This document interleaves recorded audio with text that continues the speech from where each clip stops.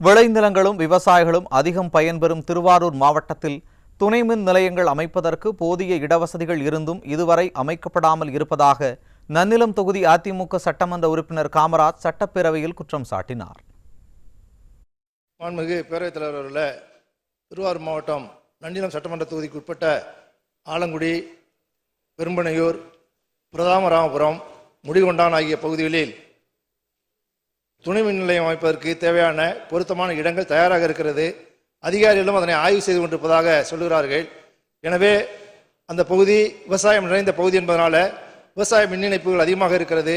எனவே அந்த பகுதியுடைய மின் தேவையை சீரமைப்பதற்கு அந்த பகுதிகளில் மேற்கண்ட நான் சொன்ன அந்த 4 இடங்களிலும் துணை மின் நிலையம் அமைத்து தருவதற்கு மாண்புமிகு அமைச்சர் முன்வருவாரா என்பதனை தங்கள் வாயிலாக கேட்டு அமர்கிறேன்.